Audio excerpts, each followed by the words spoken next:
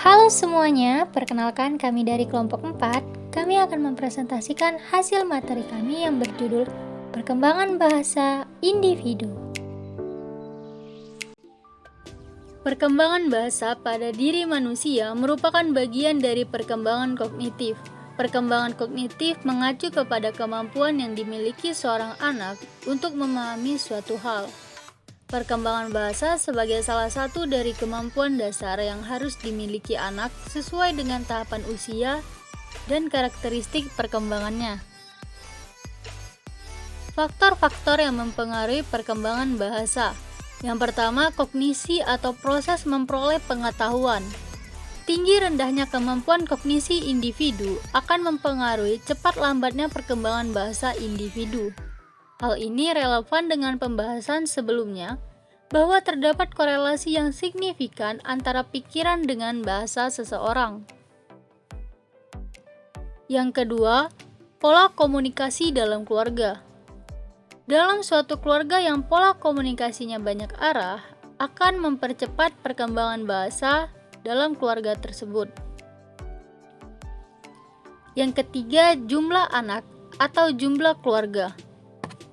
Suatu keluarga yang memiliki banyak anggota keluarga, perkembangan bahasa anak akan lebih cepat karena terjadinya komunikasi yang bervariasi dibandingkan dengan yang memiliki anak tunggal dan tidak ada anggota lainnya selain keluarga inti tersebut. Yang keempat, kedwibahasa atau pemakaian dua bahasa. Anak yang dibesarkan dalam keluarga yang menggunakan bahasa lebih dari satu akan lebih cepat perkembangan bahasanya ketimbang yang hanya menggunakan satu bahasa, karena anak terbiasa menggunakan bahasa secara bervariasi. Fungsi bahasa. Fungsi bahasa yang pertama yaitu untuk menjelaskan keinginan seseorang individu. Bahasa menjelaskan keinginan dan kebutuhan individu. Anak usia dini menjelaskan kata-kata yang dapat memuaskan kebutuhan dan keinginan utama mereka. Yang kedua yaitu untuk merubah dan mengontrol perilaku dan mempengaruhi lingkungan dan masyarakat serta merubah perilaku orang dewasa. Bahasa dapat merubah dan mengontrol perilaku. Anak-anak belajar bahwa mereka dapat mempengaruhi lingkungan dan mengarahkan perilaku orang dewasa dengan menggunakan bahasa. Yang ketiga yaitu membantu perkembangan kognitif. Bahasa membantu perkembangan kognitif. Secara simbolik, bahasa menjelaskan hal yang nyata dan tidak nyata. Bahasa memudahkan kita untuk mengingat kembali suatu informasi dan menghubungkannya dengan informasi yang baru diperoleh. Bahasa juga berperan dalam membuat suatu kesimpulan tentang masa lalu, saat ini, dan masa yang akan datang. Yang keempat yaitu mempercepat interaksi. Bahasa membantu mempererat interaksi dengan orang lain. Bahasa berperan dalam memelihara hubungan anak dengan orang sekitar. Yang kelima yaitu mengekspresikan keunikan individu. Bahasa mengekspresikan keunikan individu. Artinya anak mengungkapkan pendapat dan perasaan pribadi dengan cara yang berbeda dari orang lain. Anak mengkomunikasikan kebutuhan, pikiran dan perasaannya melalui bahasa dengan kata-kata yang bermakna unik. Anak memiliki keterbatasan dalam memahami bahasa dari sudut pandang orang lain. Perkembangan simbol bahasa pada anak sangat berpengaruh terhadap kemampuan anak untuk belajar memahami bahasa dari pandangan orang lain dan meningkatkan kemampuannya untuk memecahkan persoalan. Tahap perkembangan bahasa. Yang pertama yaitu tahap pralinguistik pada usia 0 sampai 1 tahun. Pada tahap ini, bunyi-bunyi bahasa yang dihasilkan anak belumlah bermakna. Bunyi-bunyi ini memang telah menyerupai vokal dan konsonan tertentu, namun tidak mengacu pada kata dan makna tertentu. Oleh karena itu, disebutlah fase ini dengan fase pralinguistik pada usia 0 sampai 1 tahun. 2. Tahap linguistik. Tahap linguistik adalah tahap untuk memperoleh bahasa anak. Pada tahap ini, ada tahap ucap dua kata pada anak. Kata yang diselangi jeda sehingga seolah-olah dua kata itu terpisah. Dengan adanya dua kata dalam ujarannya, maka orang dewasa lebih menerka apa yang dimaksud oleh anak. Karena cakupan makna yang menjadi lebih terbatas.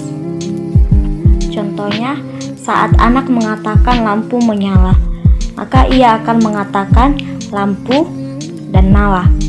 Maka kita bisa dapat menerka dan tahu apa yang dimaksud anak tersebut.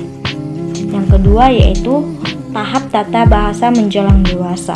Pada tahap ini, perkembangan bahasa anak sudah sangat kompleks. Ia sudah bisa memahami bahwa bahasa bukan sekedar ucapan, tetapi mengandung makna yang lebih luas. Ia dapat mengekspresikan keinginan, penolakan, dan kekagumannya, serta ia dapat berimajinasi. Yang terakhir yaitu tahap kompetensi lengkap. Pada tahap ini banyak faktor-faktor baik dan buruk yang dialami anak pada masa perkembangan bahasanya. Yang pertama yaitu kesehatan anak, kemudian kecerdasan yang dimiliki anak tersebut, dan juga jenis kelamin, lalu faktor keluarga yang ada di dekatnya, serta faktor keinginan untuk komunikasi serta berhubungan dengan teman sebaya dan sekitarnya. Cara mengoptimalkan perkembangan bahasa. Kita dapat mengoptimalkan perkembangan bahasa dengan cara berikut, yaitu yang pertama, kematangan alat berbicara.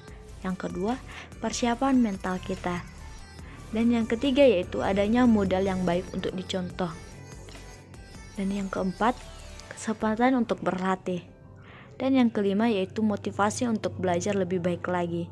Dan yang terakhir yaitu pola asuh yang baik dan gizi. Contoh kasus bahasa. Masalah yang terjadi pada seorang siswa kelompok A di RA Miftahullah Huda, Kota Bandung adalah anak mengalami gangguan perkembangan bahasa seperti kesulitan bertanya, kesulitan melakukan percakapan dengan orang lain, dan kesulitan dalam bernyanyi. Anak juga mengalami kesulitan dalam menyampaikan keinginan kepada guru atau teman sehingga cenderung bersikap pasif di dalam kelas. Anak kesulitan mengikuti ritme pembelajaran di kelas karena selalu tertinggal dengan teman-temannya. Anak terlihat bersikap panik, gugup dan cemas saat mengikuti pelajaran di kelas. Guru harus memberikan perhatian lebih kepada anak agar anak berani menyampaikan maksud yang diinginkan.